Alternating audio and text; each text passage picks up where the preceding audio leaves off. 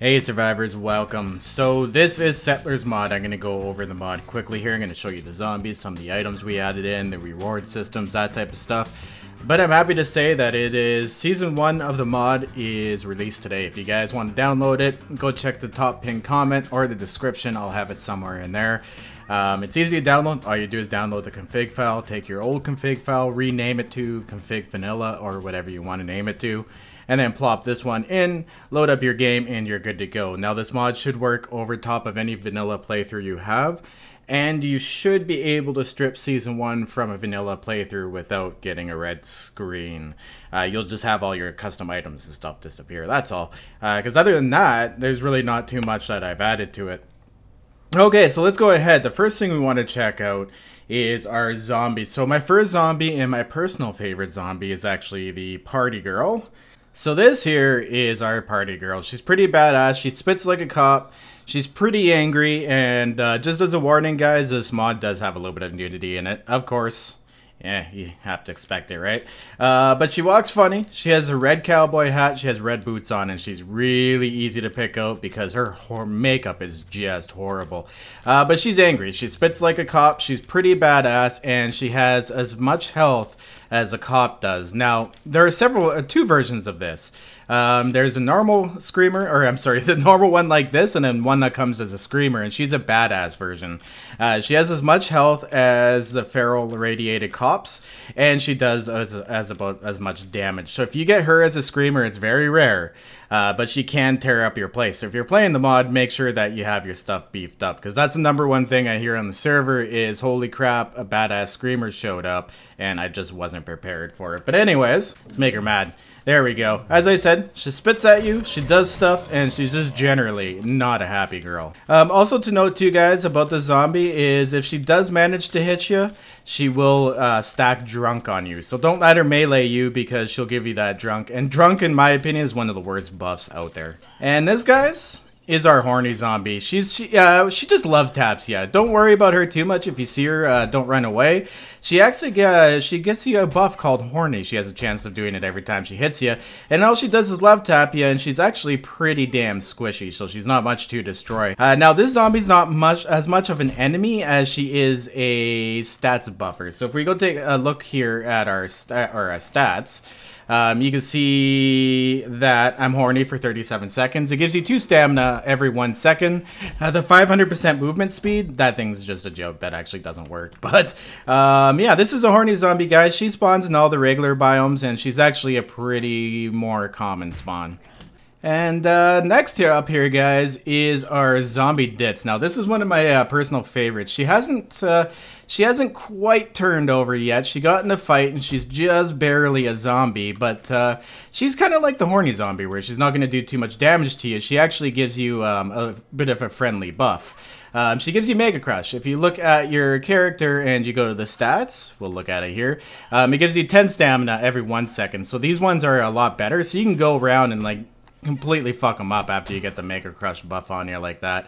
And she'll also stack it as well too. So these are really, really good if you're in a really sticky situation. You get a group of them. Aim for this one and let her hit you. It'll help you out and get you out of that situation. Now, this one has several different versions. This one has a badass Ditz screamer. She does the same shit. She won't come up and fuck up your base, but she'll call in a party that will come and fuck up your base, much like the party girl. Just not as party, I guess you can say. Now, on Horde Night, she has a version called the Angry. Here we go. And she looks exactly the same, but she only comes on blood moons, guys. So when the blood moon comes, she's angry, she bites, she scratches, and as long as that blood moon is up, you're done for. There we go. Now she has the damage of a wolf, guys, so don't fuck with her. She will fuck you up. Let's go ahead and get out of mode here and let her do some damage to me so you guys can check it out. Yeah, she's like a wolf, guys. Really don't fuck with this one on Horde Night. If you see her on Horde Night, don't think she's a previous version that came and love tapped you and gave you a Mega Crush. Last but not least, we have the treasure zombie. This big old guy here, he's really easy to see, but he's quick as fuck, and he sounds like a dog too. He wants one to run away from you. He's scared, as you can hear. He's making those scared sounds. But he's gonna want to run away from you. This guy has some loot. This guy has an incredible amount of hit points as well too, so it's going to take a while to take him down. Unless you can get him trapped in somewhere, it's actually really difficult to take one of these guys out. It's even difficult to even look at one of these guys in the face. Trying to get a screenshot of one of these guys is a real big bitch, but there we go. Look at him. Isn't he beautiful? But yeah, guys, once you kill him, we're actually going to go ahead here and grab an AK-47 and kill him. What he does is he has a chance to drop some loot. Okay, now that we've killed him, we can open him up, and oh, we didn't get any loot because we're actually a relatively low level. But there he is. You can actually get a good look at him. He's a pretty boy, isn't he? He looks nice. But what this guy does is he drops stuff like diamonds and silver and coins, stuff that you need in the game. Because if you want to build in this mode here, if you want to build yourself a turret, we'll go to auto turret. You actually need raw diamonds and silver nuggets to make them. Same with the shotgun turret, and also the blade trap as well here too. Here it is. Needs raw diamond and silver. But what I've done is I've increased the damage that the turrets do, and I've increased the durability of the blade traps like crazy. So you only need to make a few blade traps instead of making 100 blade traps. It actually really helps with you know, having a lot of electricity lag and stuff on Horde Night and whatnot. But what we've done is we've locked it behind here. There's many ways to get them, guys, and that actually brings us on to my next. Alright, guys, so we have our reward systems. First off, we're going to take a look at the zombie master here. Whoops, I got them switched around. There we go. So you have your zombie master. What you need to do to make each one of these masters is you just simply search in the crafting menu master, and then you can make it with 40 forged iron. It takes a little bit to make these, but it's definitely worth it. Anyways, once you've made these and collected some coins, the zombie master coin you get from looting zombies. Once you have 125 of those coins and you have a zombie master, you just plant that sucker on the ground. You hold the coins in your hand and upgrade it, and it turns into a zombie master lootable. So you can go ahead and loot that sucker. Look at that. So what the zombie master one is, it's the hidden stash box. So it gives you a hidden stash box every once in a while. It's not like these coins drop like crazy either. So it'll take you a little while to actually earn these up. But once you do, you get some pretty sick shit. Actually, that was probably the best loot I've ever seen out of one of those in my life. So we're going to go ahead and take those. Actually, I'm going to drop them because... well, fuck this playthrough. And then once you got the empty zombie master, what you do is you go ahead, take your tool, break her down, and bam, there you go. You're right back to your original machine, and then you can pick it up and put it down again wherever you want.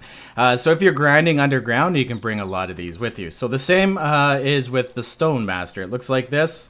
You make it with 40, and you get the stone master coins themselves from hitting stone. Only with mining tools you get this, guys. See, there you go. I just got myself a zombie master coin in the loot.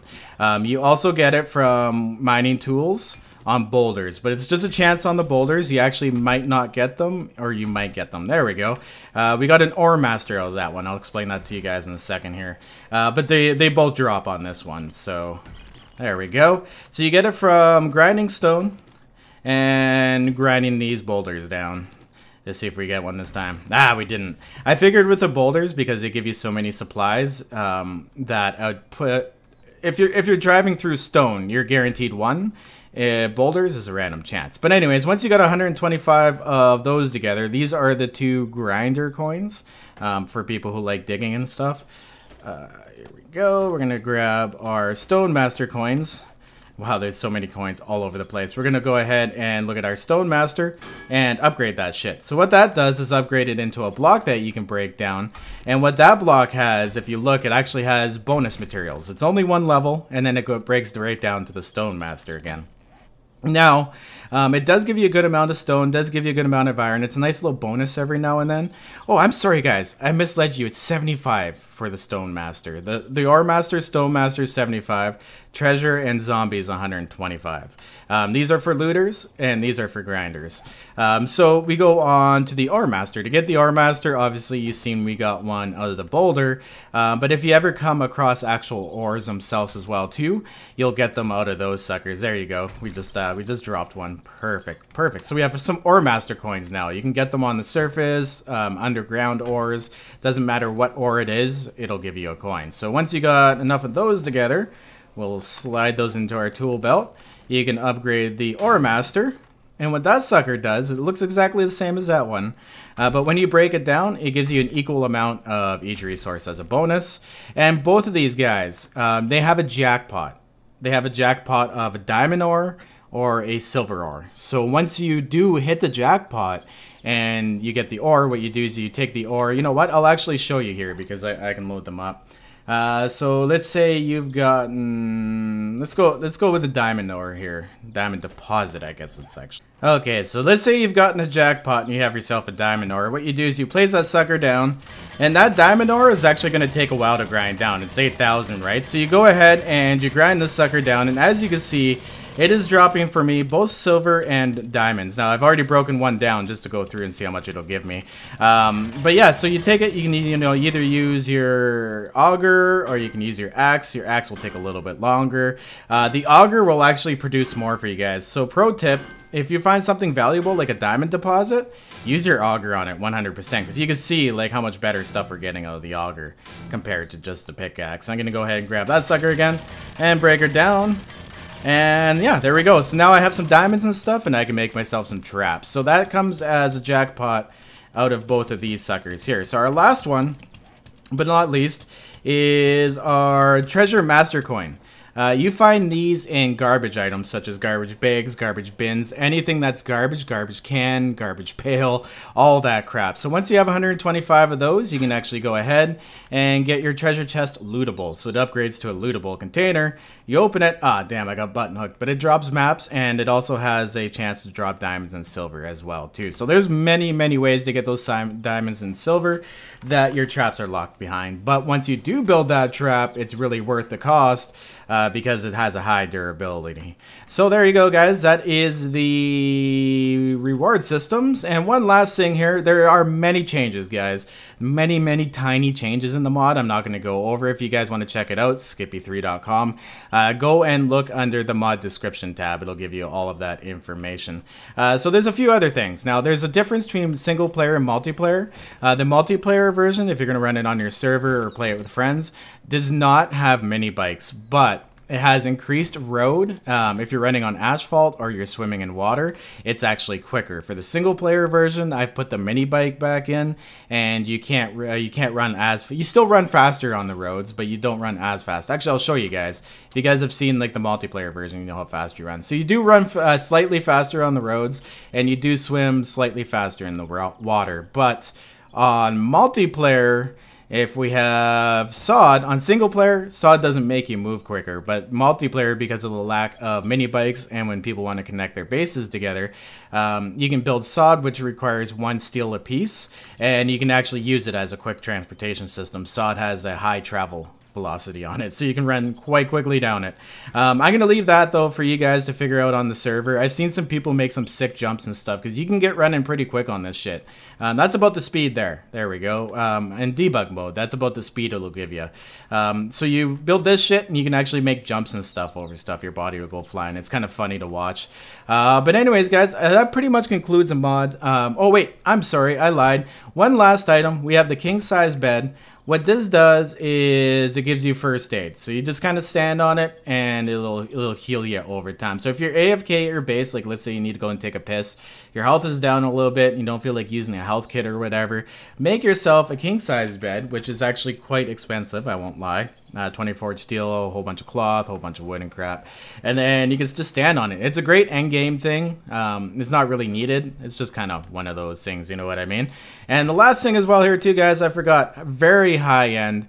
The diamond tipped auger. If you read the description, this version of the auger is built with the diamond auger parts. So all of these parts you have to put together for the diamond. I'll show you guys that in a second. Does 2 times the block damage and lasts 4 times longer. So you seen me use this on the diamond deposit, and you seen how much raw diamonds and shit I got out of that. If I was just using my pickaxe, I probably would have gotten maybe 3 and maybe 6, like half of what that was. But if you go to make the auger, let's go ahead and look this up here.